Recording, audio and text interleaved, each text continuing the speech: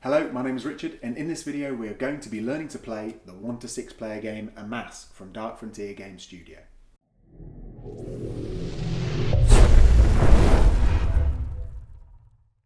In Amass, space mining crews must fight for resources scattered across the planet, raid resources from other crew encampments, and avoid the hostile alien raiders.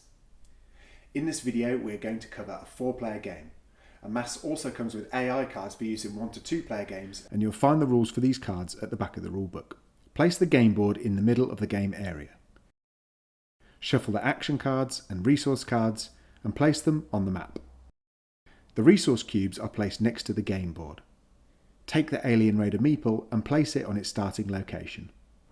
Each player takes a player screen, crew sheet and the 3 matching coloured dice of the base nearest to them. Players then take a number of crew meeples in their colour, depending on the number of players. With 4 players, each person collects 7 crew. Place your crew sheet behind your screen, along with your crew and matching crew coloured dice. Let's take a quick tour of the board. Plan XS is divided into 8 coloured zones, with an Alien Raider camp in the middle. To the left, we have the Medbay Wound Tracker. Below, spots for action cards, resource cards, and the Alien Raider starting position. Each zone contains a mine or a mine and a player crew base. Mines are denoted by the mining axe icon, and each mine produces resources of their colour. Each crew base is labelled and contains 20 slots for resources, 3 positions for crew in base defence, and 4 attackable base facings, north, east, south and west. Each round, resources appear across the planet, and players then secretly plan their crew actions. Crew actions are then revealed, and mining crews fight each other for those resources. Defeated crew members are then placed on the wound tracker, where in time they will recover. Beware, aliens roam the planet, halting mining operations and stealing resources, but crew can fight these aliens to gain new action cards. The game ends when one player has succeeded in filling their base with resources, or the planet's resources run out. The resources are counted, and the mining crew with the highest value of resources wins. The game is played over several rounds. Each round is made up of 7 phases, carried out in order. You'll find these phases on the back of your player screen, along with the resource values. Now we're ready to begin. The youngest player starts as the first player. The first player picks 2 resource cards and chooses one to play, returning the other to the top of the resource deck.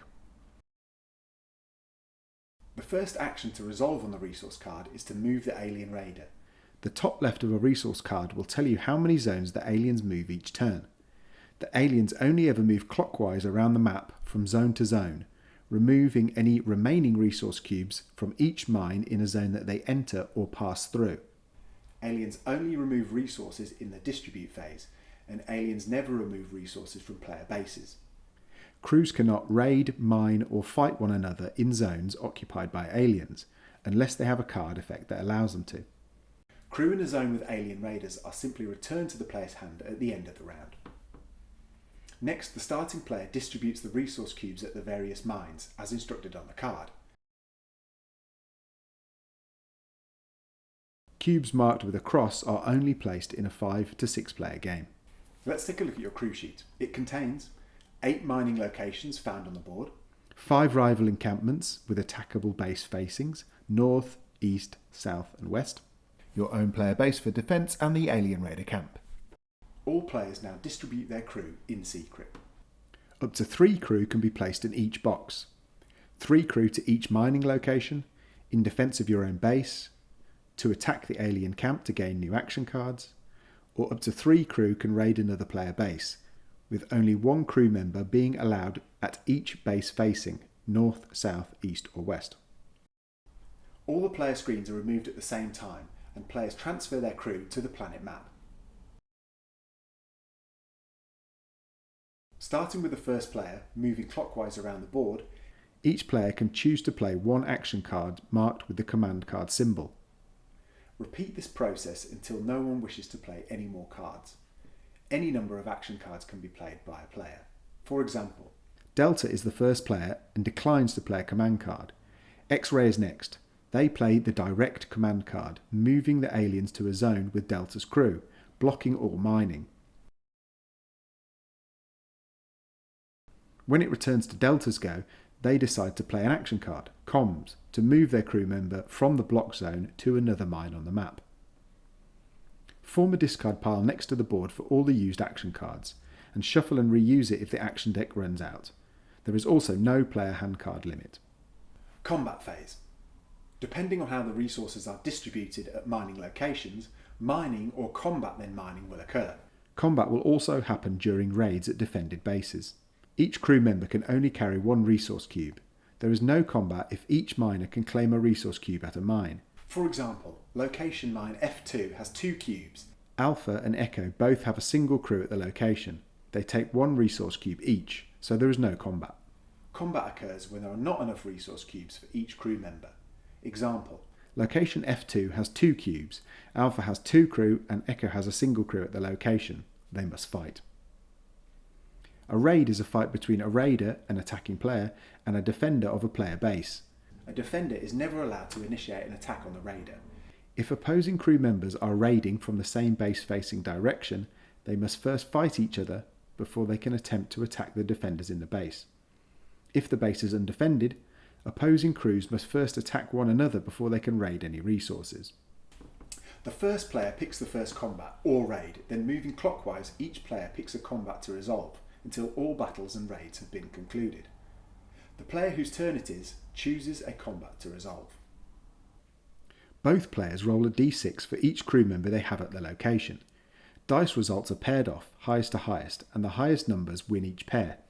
The difference between the rolled numbers determines the crew member's damage and their place on the wound track.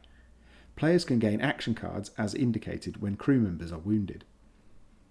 If the damage is 3 or more, place them on the major wound. If it's 1 to 2, moderate wound. If the die results are tied, it's a draw and both crew meeples are placed in the minor wound. Example, it's Alpha's turn. They decide to resolve a combat at R7, which has 1 resource cube. Alpha has 2 crew and X-Ray has 2 crew. Alpha and X-Ray both roll 2d6. Alpha rolls a 6 and a 1. X-Ray rolls a 3 and a 2. The 6 and 3 are paired. X-Ray loses by 3, so one of their crew is moved to the major wound area, gaining them an action card. The 1 and 2 are paired and Alpha loses by 1, moving to the moderate wound area. Alpha's combat now stops, but the zone is still in conflict. It's now come around to X-Ray's turn. They decide to resolve the combat at R7. Both roll 1d6 and each roll a 4. It's a draw. Both crew would be moved to minor wound, leaving the resource cube behind. But X-Ray chooses to play an action card. They get to choose to play a combat card first, as it's their turn. Action cards marked with the crossed swords are combat cards, and any number of these can be played in the combat phase. Combat cards can be played after the dice have been rolled in combat. X-Ray plays Power Blade, which wins on a tied die result.